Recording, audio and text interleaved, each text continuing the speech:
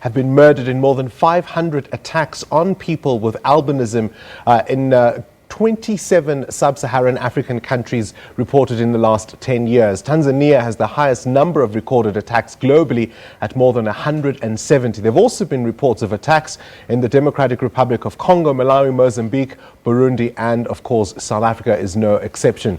Most of these attacks are fueled by rising demand for the body parts of people with albinism used in rituals by traditional healers known as muti killings or black magic.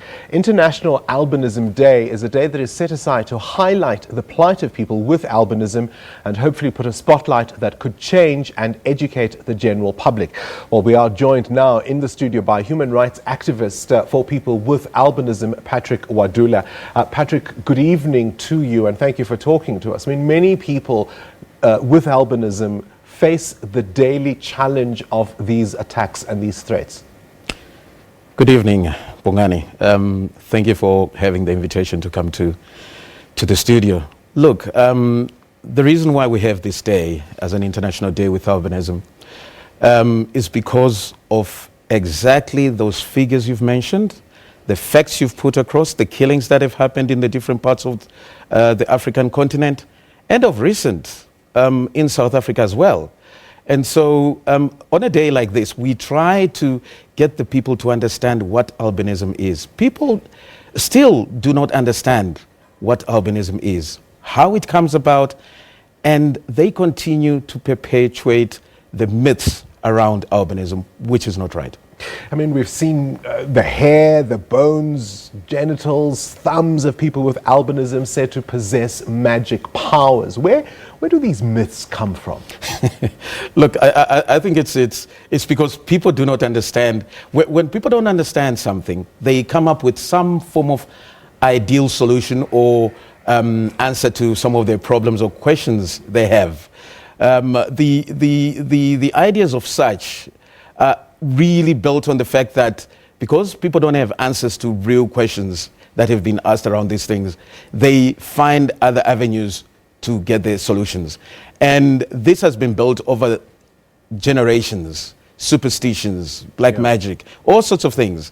And that's how all these muti killings are coming about, because there isn't really that much education, especially in the rural areas, around how albinism comes about. The great difficulty, of course, as you'll appreciate, is there's now a roaring trade that has vested interests in keeping those myths alive because, of course, it's now big business for those involved.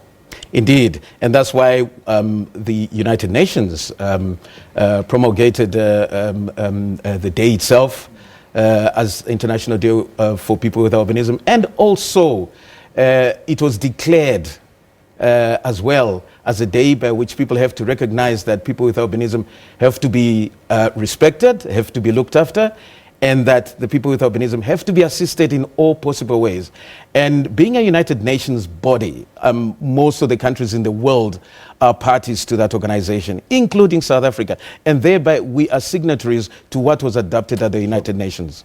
But is it falling on deaf ears? I mean, if I think of, for example, in South Asia, the myths around the rhino horn, aren't we facing a similar kind of cultural phenomenon here that's being obviously exploited by criminal syndicates and really placing people's lives at risk here? I wouldn't say it's falling on deaf ears. I think it's an issue of, look, we need to step up and bring more attention in relation to awareness. The government has to play a very important role. The justice system has to play a significant role. The police system has to play a significant role. The education department, the health department, all these institutions that we have to come together and play a significant role in trying to assist the issues related to albinism in terms of raising awareness around people with albinism. I mean, let's just talk about it briefly. Some of the individual stories are quite harrowing, and those, of course, are the survivors. Indeed. And the problem with some of the cases is, I mean, we remember the incident that had happened in Mpumalanga earlier this year. Those people's sentence, I can't remember how far it's gone. But the recent ones that I remember was about 2 years ago in KZN when a witch doctor, as it were, was sentenced to 20 years, and the other accomplices were given 18 years. Now, for us, that seems to be very minute. Places like Tanzania, they actually, late last year, they put a death penalty on people that are involved with the trade of bones or people with albinism. There's a death penalty in Tanzania that has been brought into play there because the country there is taking this very seriously. I don't know how far our own government will take this. Because you mentioned the UN, but I'm thinking it seems to be a uniquely African phenomenon, certainly in terms of the threats and the attacks. Have you heard messages from the African Union, for example? I mean, is there sufficient political will to act in as tough a stance as you are pointing out Tanzania is doing? Yes, there is, except for it's being played along individual countries at the moment on the African continent, but there has to be real resolutions that get adopted at the AU level. Something that will be very significant, something that will roll out into the individual countries. At the moment, the United Nations Human Rights Council expect individual countries to submit reports yearly in terms of what are they doing to help people with albinism. Right, so I'm not quite sure whether the South African government is doing that right now. So we have this day. I mean, as a human rights activist for people living with albinism, what's your message to the general public? What's your message to people who are confused, who want information? What do you want to say? Look, people with albinism, we're like everybody else in this world. The only difference is we lack pigmentation. And with the lack of pigmentation means our skin tends to be as white as the Caucasians, and it affects every part of our body. That includes even our eyesight. That's why our eyesight becomes very, very bad.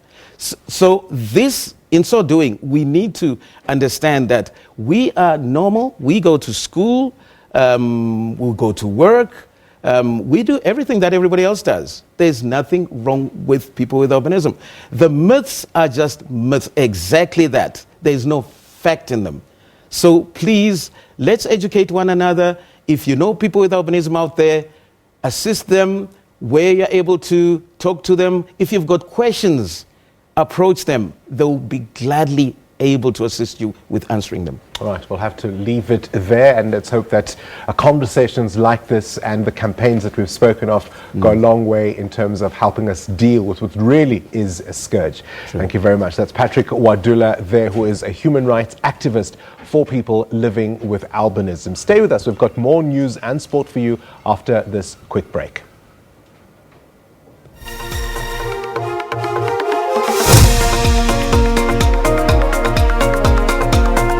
SABC says the new look, independent, impartial, will be having a new ways of policing where every party is a police and there are less managers and more foot soldiers.